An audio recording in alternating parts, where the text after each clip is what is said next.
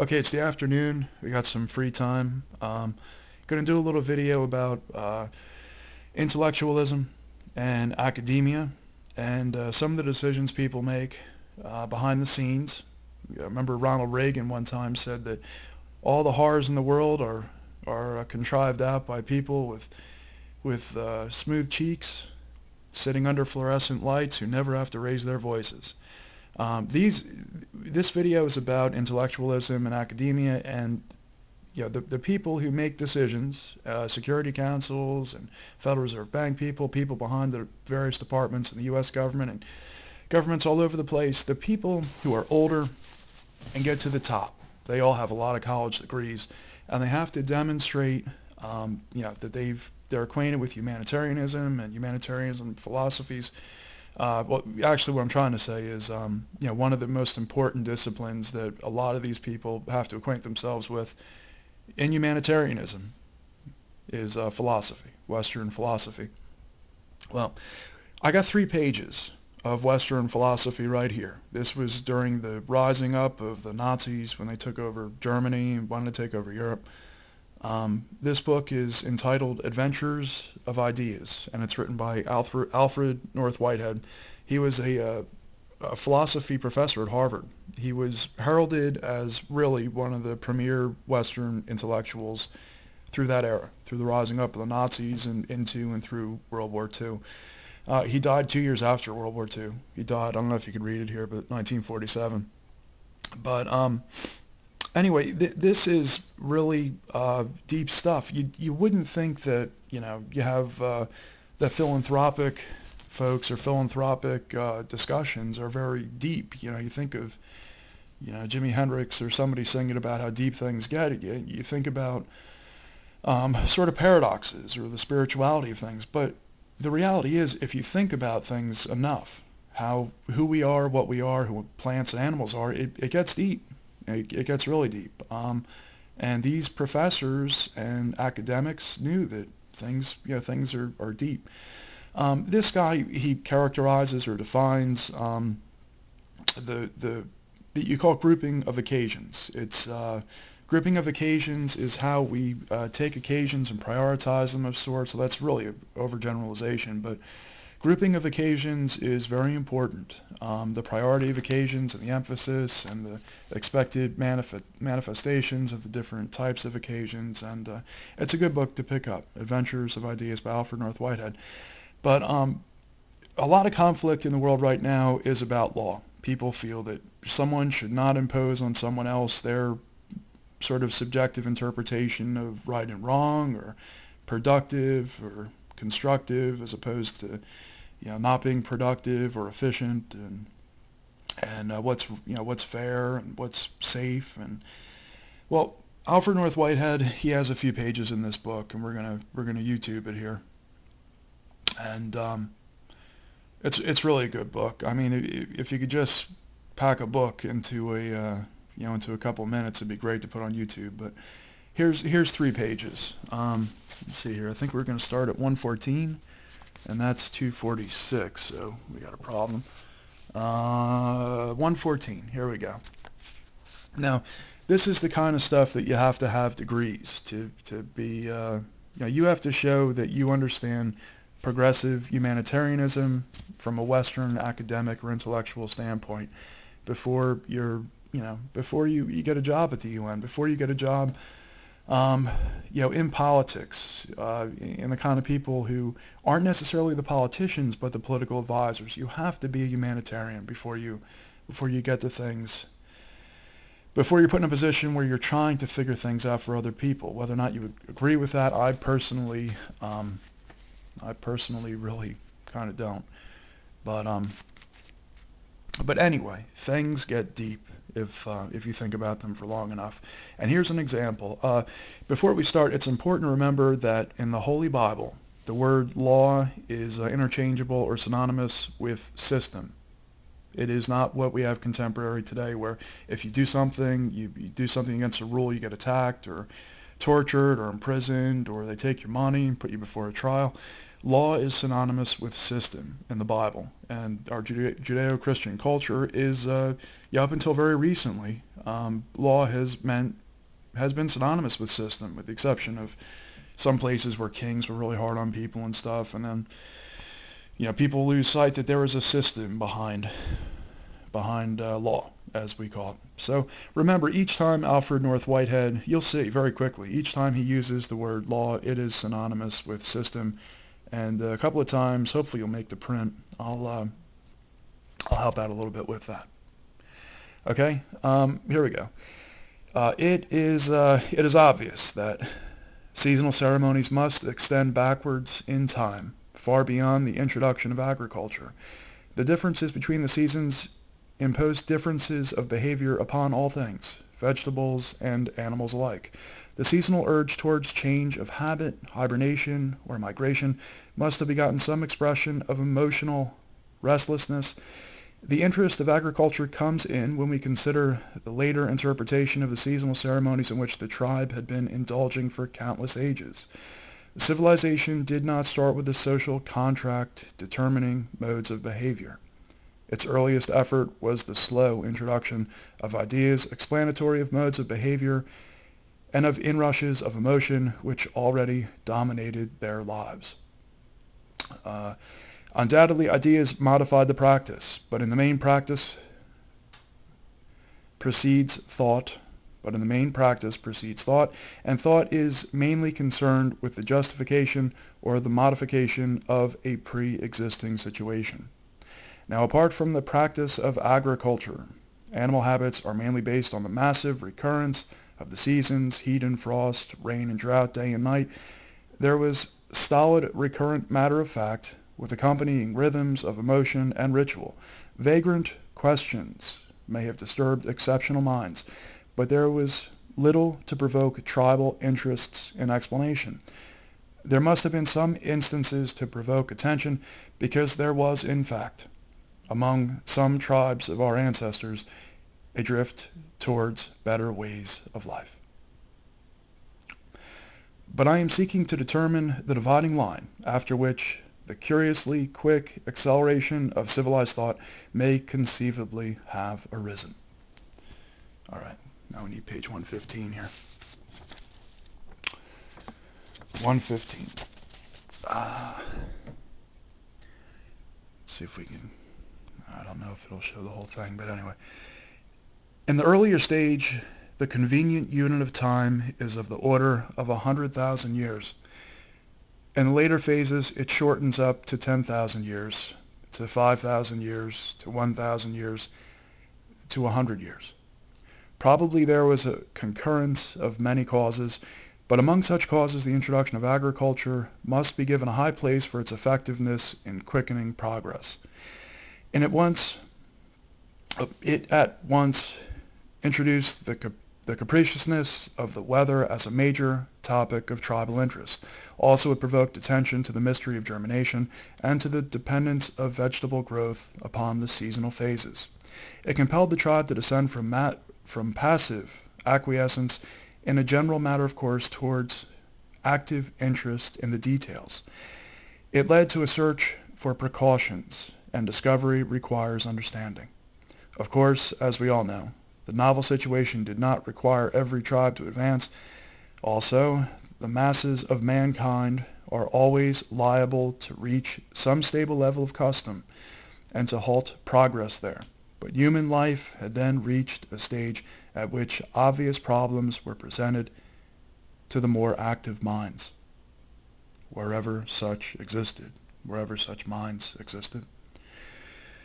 We inherit legends, weird, horrible, beautiful, expressing in curious specialized ways the interweaving of law or systems and capriciousness of the mystery of things.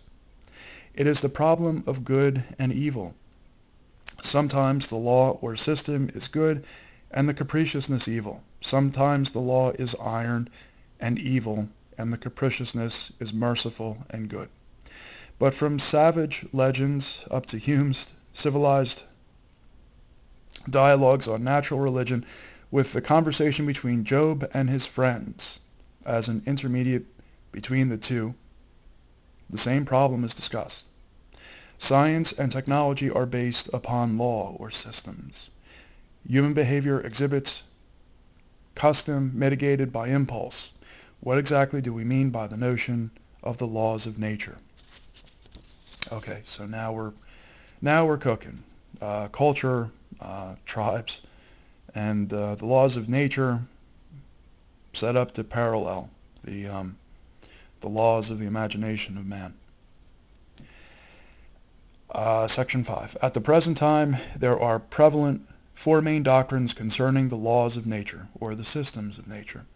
The doctrine of law as immanent, the doctrine of law as imposed, and the doctrine of law as observed order of succession, in other words, law as mere description, and lastly, the later doctrine of law as conventional interpretation. It will be convenient first to discuss these four alternative doctrines from the standpoint of today. Okay, we're off to page 116 here.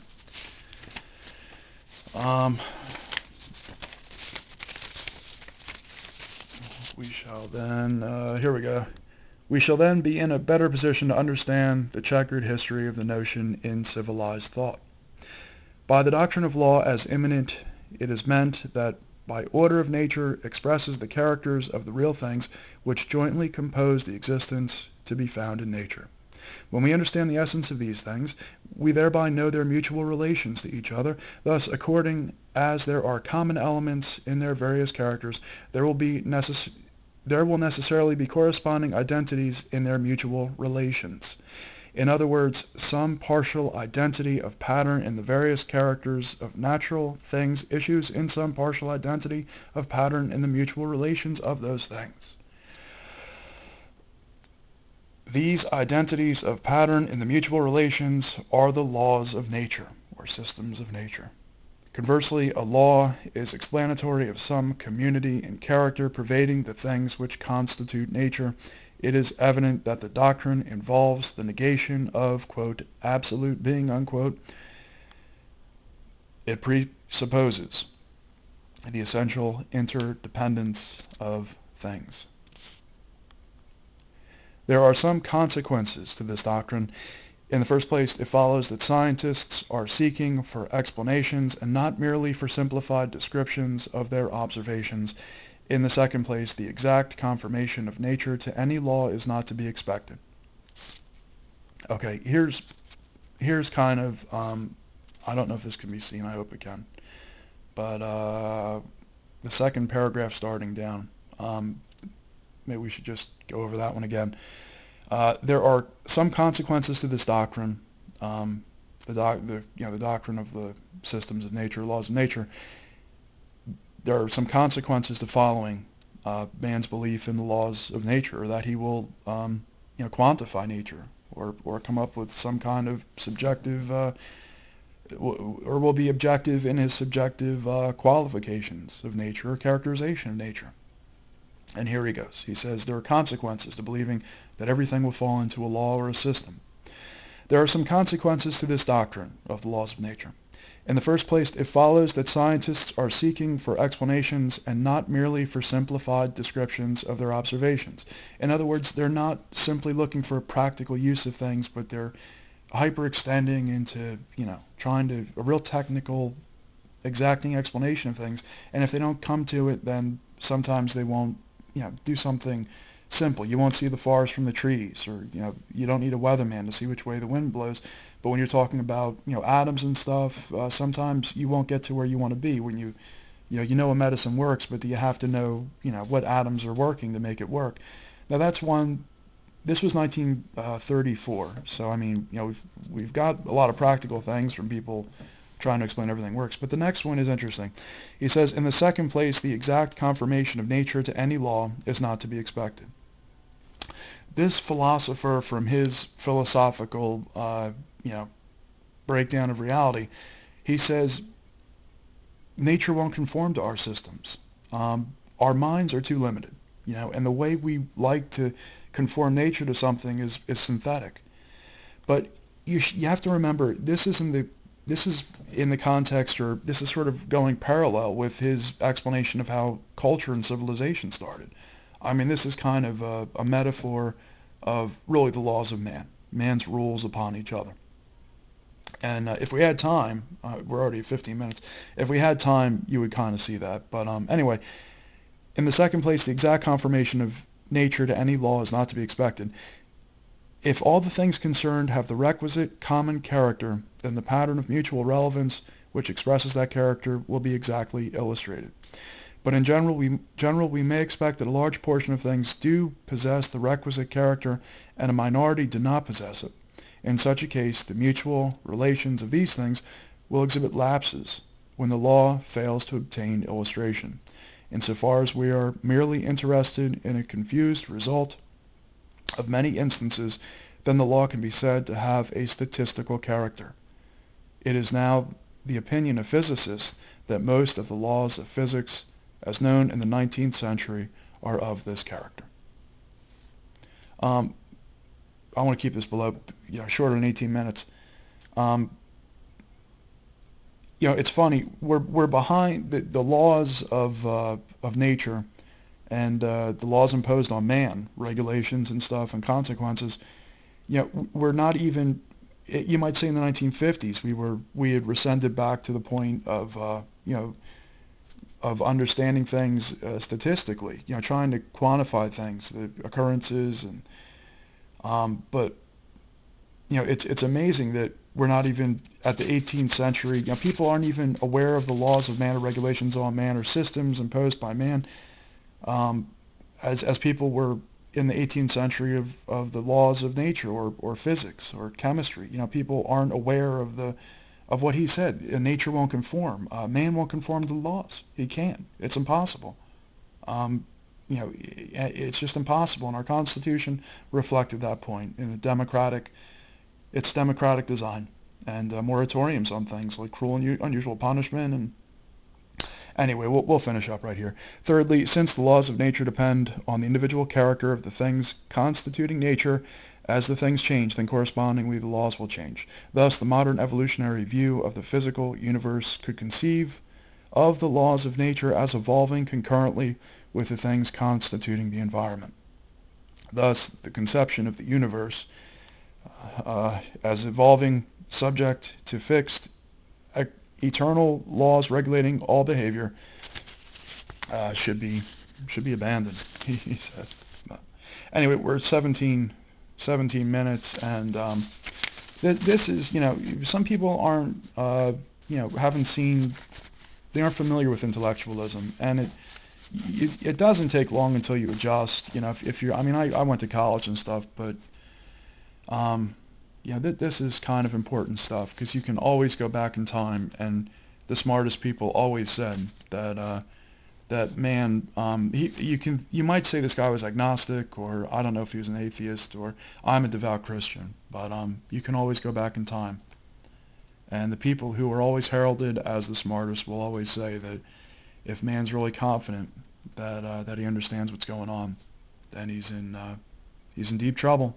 You got to be loose, and you got to be forgiving of others. And if they do something to you, the last thing in the world you ever want to do is take on the responsibility of punishing them. Anyway, thanks. Thanks for watching. Thanks. Bye.